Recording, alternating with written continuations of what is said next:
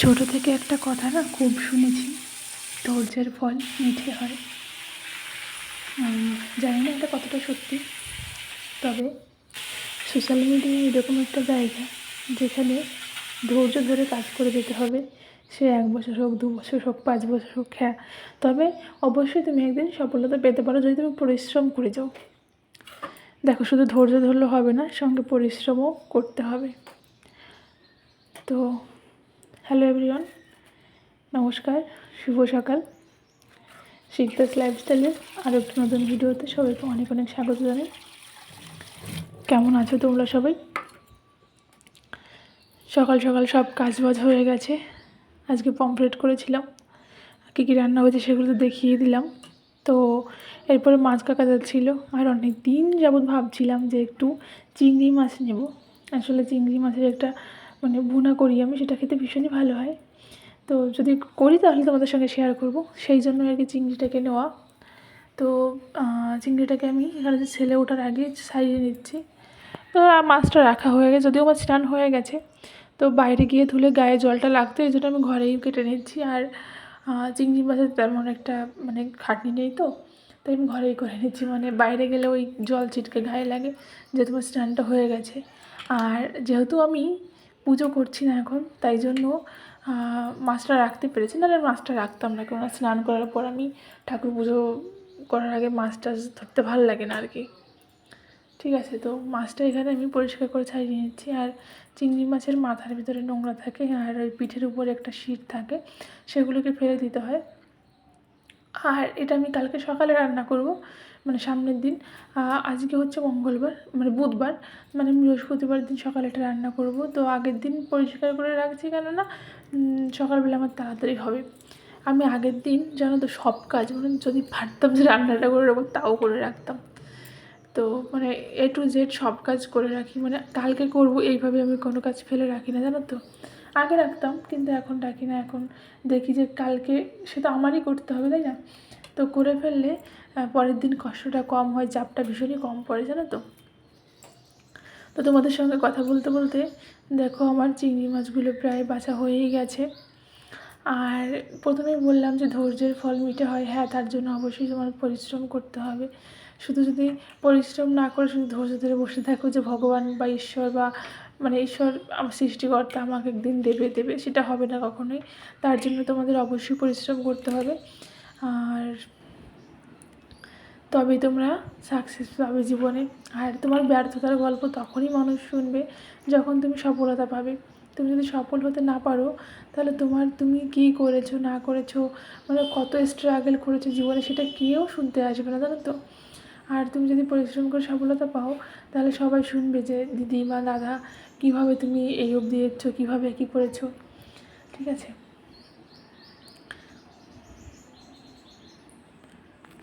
তো তোমাদের তো আগেই বলেছি আমার স্নান হয়ে গেছে।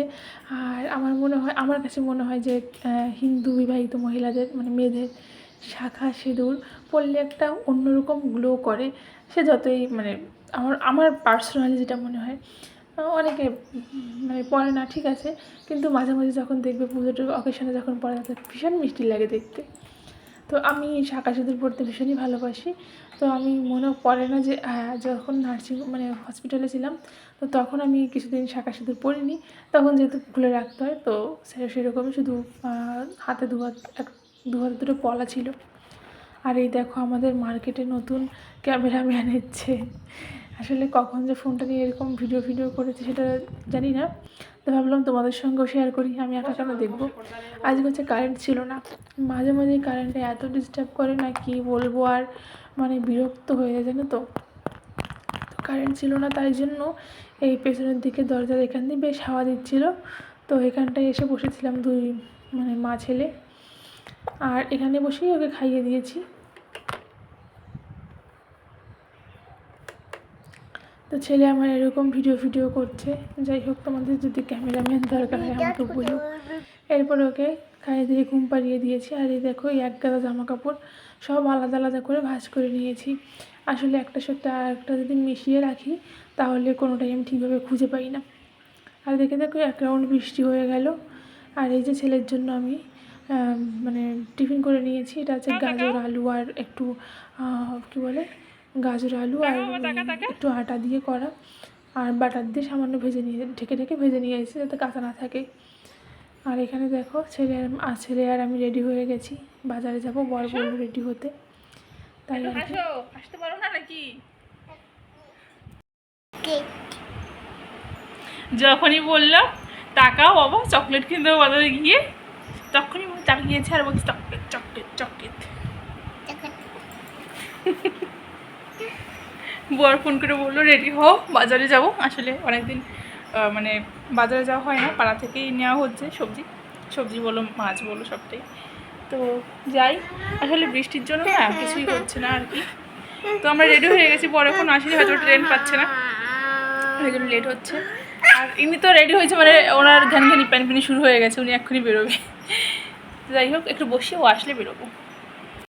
এখন যা সবজির দাম কি বলবো, মানে বিভৎস দাম। এইটুকুনি বাজার করতে মানে প্রায় 700-800 টাকা চলে গেছে। দেখতেই পেলে এখানে 3 কিলো আলু আছে, আর মানে খুব বেশি একটা সবজি নয়। এখানে একটু পালং শাক আছে, পুঁই শাক, সজনে ডাঁটা আর ঝিঙে আছে, আর আছে ভেন্ডি আর মিষ্টি আলু। মানে এটুকুনি বাজারে 700-800 টাকা চলে গেছে। তাই ভাবো সবজির কী পরিমাণে দাম। মানে কোনো কিছুই না সেই 80-60-70 টাকার নিচে কিছু আছে বলে, শুধু ভেন্ডিটার দামটা একটু কম, ভেন্ডি আলু এগুলোর দামটা কম, বাকি সব কিছুই মানে মানে বিভৎস দাম আর কি। যেহেতু বৃষ্টি হচ্ছে অনেকদিন যাবৎ, আর বৃষ্টি হলে সব কিছুরই দামটা বেড়ে যায়। আর ফল তো বলোই না, ফলের যে কি দাম। কটা কলা, একটু আপেল আর একটু মৌসুম্বি আর 2টো আম 310 টাকা দাম হলো। দেখো ফ্রেশ সবজিগুলো ভীষণই টাটকা ছিল, দেখে খুব ভালো লাগছে, কিন্তু দামটা একটু বেশি ছিল এই আর কি। কিছু করার নেই, যখন যেরকম সেরকমই চলতে হবে। তো পরে দেখলাম ডিমটা শেষ হয়ে গেছে, আর ছেলেকে যেহেতু ডিমটা খাওয়াবো রাত্রে, তো ডিম আর দুধ অর্ডার করলাম, আর এই ক্যাডবেরিটা অর্ডার করলাম। মানে আগে কখন খাইনি, এখন তো ট্রাই করে দেখলাম। আর সময় কম জন্য এইভাবেই ডিমের পোস্টটা করে নিলাম, উপরে একটু বাটার দিয়ে দিয়েছি। আর আজকে এটাই আমার ছেলের ডিনার। ভিডিওটি কেমন লাগলো অবশ্যই কমেন্ট করে জানিও। যদি ভালো লেগে থাকে লাইক কমেন্ট আর সাবস্ক্রাইব করে ধন্যবাদ।